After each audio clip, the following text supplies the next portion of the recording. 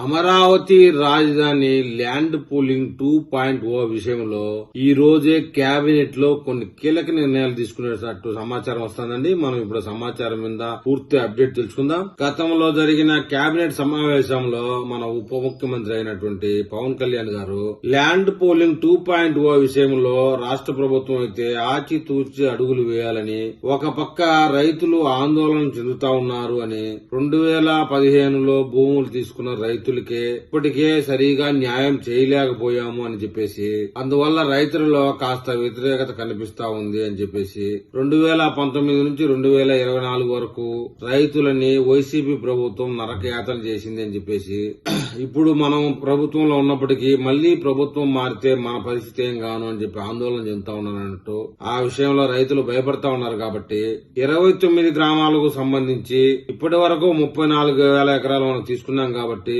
వాళ్ళకి ఇచ్చే returnable plot విషయంలో, వాళ్ళకు కల్పించేటువంటి మౌలిక సదుపాయాల విషయంలో ఒక కొలిక్కి వచ్చిన తర్వాత భూ సమీకరణ వెళ్తే బాగుంటుందని చెప్పేసి పవన్ కళ్యాణ్ గారు సలహా ఇవ్వడం జరిగింది. దాని మీద ముఖ్యమంత్రి గారైతే మంత్రివర్గ సమావేశం అయితే ఒకటి క్రియేట్ చేయడం జరిగింది. ఆ మంత్రులందరూ గ్రామాల్లో పర్యటించి ప్రతి రైతు అభిప్రాయం సేకరించి ఇవాళ ప్రత్యేకించి ఈ కేబినెట్ సమావేశంలో చర్చకు రాబోతా ఉన్నట్టుగా సమాచారం. ల్యాండ్ పూలింగ్ విషయంలో ముందుకు వెళ్తారా, లేదంటే ప్రస్తుతానికి చేపట్టిన పనులన్నీ పూర్తి చేసి భవిష్యత్తులో ల్యాండ్ పూలింగ్ చేస్తారా, లేదు మనం 35,000 ఎకరాలు ల్యాండ్ పూలింగ్ కోరుకున్నాం కదా, అంత కాకుండా ఒక 20,000 ఎకరాలు గాని అంతకు లోపు గాని ప్రభుత్వానికి అవసరమైన 10,000 ఎకరాలే కాబట్టి అంతవరకే భూసేకరణ చేస్తారని, లేదు అనుకుంటే గనక పక్కన ఉన్నటువంటి ఎన్టీఆర్ జిల్లాలకు సంబంధించి రైతులు మేము భూమిని ఇస్తామంటూ ముందుకు వస్తా ఉన్నారు కాబట్టి ఆ ప్రాంతాల్లో భూసేకరణ చేస్తారనే విషయం ఇవాళ సాయంత్రానికి లేదా రేపటికి గాని కొంత క్లారిటీ వచ్చే అవకాశం ఉంది. ఈ పూర్తి సమాచారం అంతా ఇవాళ